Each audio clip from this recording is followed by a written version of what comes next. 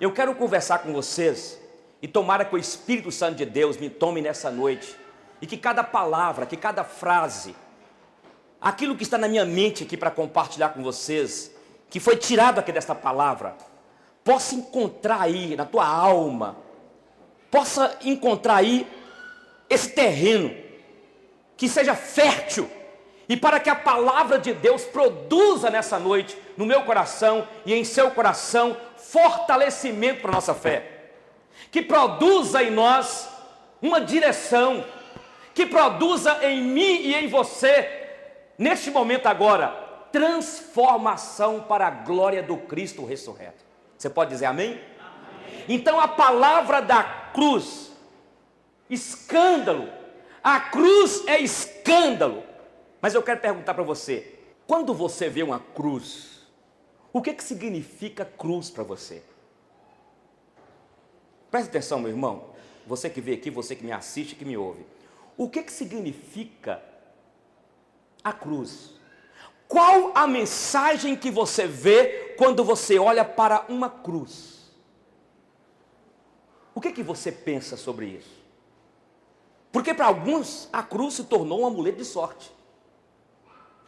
Para alguns a cruz se tornou um objeto supersticioso. Eu já até vi, e certamente você também já assistiu muitos filmes, mas esses dias eu estava vendo no YouTube um grupo de religiosos com a cruz na mão, tentando expulsar o demônio de uma moça. E não se expulsa demônios com cruz. É mais um engodo do inimigo. Um demônio sai, um espírito possessivo sai de uma pessoa, em nome de Jesus, o Cristo que morreu, mas ao terceiro dia ressuscitou. É o nome que está acima de todo nome. Mas eu volto a perguntar, o que simboliza a cruz para você? Mas eu quero falar mais. Quem é Jesus para você? Porque para alguns pensadores, até estudantes, céticos, tem o Cristo como um grande rabino. Outros religiosos têm Cristo como se fosse um guru. Tem muitos que comparam Jesus como se fosse Buda, um grande mestre, um grande líder. Comparam Jesus como um profeta, como foi Maomé. Como foi o grande líder Confúcio. Mas veja bem, quando nós vamos para a Bíblia, e para nós que somos evangélicos, porque a nossa fé, segundo o apóstolo Paulo fala, não tem como nós corrermos, é a fé evangélica, porque está nos evangelhos. Há mais de 50 nomes de Cristo, de Jesus. A Bíblia fala que Ele é o advogado dos advogados, que nos defende de dia e de noite perante o Pai, enquanto o acusador, o sedutor, que é Satanás, nos acusa de dia e de noite. A Bíblia diz em 1 João capítulo 2, que Jesus, o nosso advogado, Ele nos defende, então Ele é advogado. A Bíblia diz que Ele é o pastor, Ele é o bispo das nossas almas. A Bíblia diz que Ele é a água viva, Ele é o pão da vida, Ele é a ressurreição e a vida, Ele é a luz do mundo. Ele é aquele anjo que apareceu quando foram lançados aqueles 3 homens, Sadraque, Mesaque e Abidnego, naquela fornalha aquecida 7 vezes. Lá estava um 4º homem, e aquele que estava ali era Jesus. Ele é aquele anjo que acompanhou o povo de Deus no deserto. Ele é o primogênito. Ele é o verbo que se fez carne, que se encarnou. Quem é Jesus para você? E eu poderia ficar aqui para citar os 50 nomes que revela quem Ele é, o caráter dele como Filho de Deus, Filho do Altíssimo. Ele é o ancião de dias, Ele é alfa e ômega, o princípio e o fim. Ele é o Cordeiro de Deus que tira os pecados do mundo. esse Cristo que a Bíblia revela aqui para nós. Então conhecer Jesus igual eu conhecia lá em Salinas há 36 anos, não faz diferença. Mas quando nós vamos para os evangelhos, ou para a Bíblia de Gênesis a Apocalipse, nós começamos a entender quem Jesus é. E aqui mostra quem ele é a Bíblia. Portanto, eu quero conversar nessa noite sobre o escândalo da cruz, porque não tem como conhecer esse Jesus só de uma maneira histórica, saber os nomes dele apenas, se não passar pelo Calvário, se não passar pela cruz. E é isso que eu quero explicar nessa noite, sobre esse escândalo da cruz. A Bíblia diz aqui que a palavra da cruz é loucura para aqueles que se perdem. É loucura. Por isso que a Bíblia diz em 1 Coríntios capítulo 2, versículo 13: o homem natural não compreende as coisas do Espírito, porque as coisas do Espírito só são discernidas o quê, irmãos? Se o Espírito Santo não abrir, não tirar o véu e revelar-nos quem é esse Cristo, nós jamais compreenderemos a mensagem da cruz, que é estupidez, que é loucura, é escândalo mesmo. Como que pode o Deus, dono de todo o cosmos, do universo, se encarnar, nascer de uma virgem e ser tão humilde que andava para Cafarnaum, para Galileia, para Betânia, para Jericó, para aqueles lugarejos que existiam, apenas com a túnica, como eu lhes disse semana passada, umas sandálias, e não tinha onde reclinar a cabeça. Aquilo para os judeus era uma estupidez, porque eles esperavam um Cristo, um Messias, montado, quem sabe, andando em Jerusalém, num cavalo de raça. Um Cristo com uma espada, com um escudo, como um guerreiro.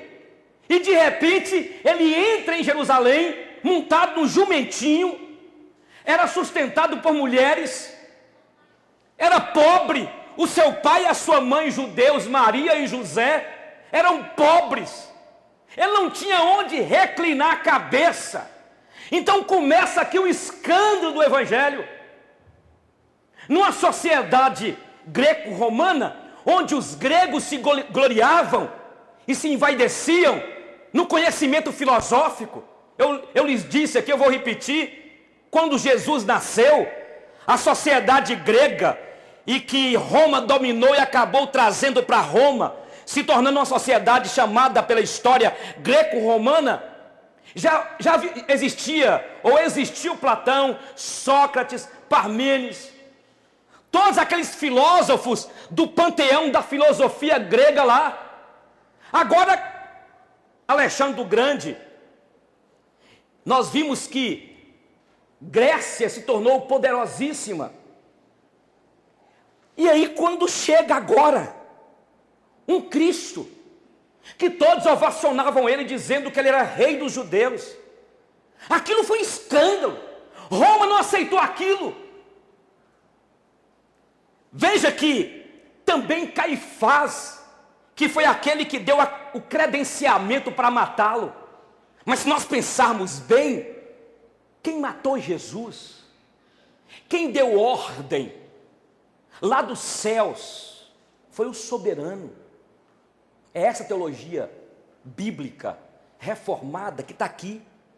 Se você pensar bem, meu irmão, a gente fica falando do Satanás, do diabo, mas o diabo não teria feito nada se Jesus não tivesse ordenado. Ou melhor, se Deus, como soberano, não tivesse ordenado. Então aquela cruz que Jesus tomou sobre si, foi minha, foi sua. A Bíblia diz que todos pecaram. E este é um outro escândalo que existe. E isso foi uma vez por ano, uma vez. nesta festa, chamava a festa Yom Kippur, onde uma vez por ano, nesta festa, era a festa do perdão, onde Deus ia perdoar os pecados do povo dele. Então o judeu trazia para sua família um cordeiro, ele era imolado, e ali em cima daquela arca ali, no propiciatório, derramava-se o sangue. Só que se você ler Hebreus capítulo 10, grava aí, Hebreus capítulo 8, Hebreus capítulo 5, lá fala que todo ano eles tinham de lembrar dos pecados, eles sempre voltavam para os pecados e oferecia ali pelos pecados do ano passado, retrasado, de 10 anos, 30 anos, 50 anos. Então existia lá este propiciatório. Quando João Batista veio como precursor do reino, aí quando João Batista está com seus discípulos, de repente aproxima Jesus em João 1:29, e Jesus fala assim: olha aí o Yom Kippur, olha aí, ele é o Cordeiro de Deus que tira o quê? Os pecados do mundo.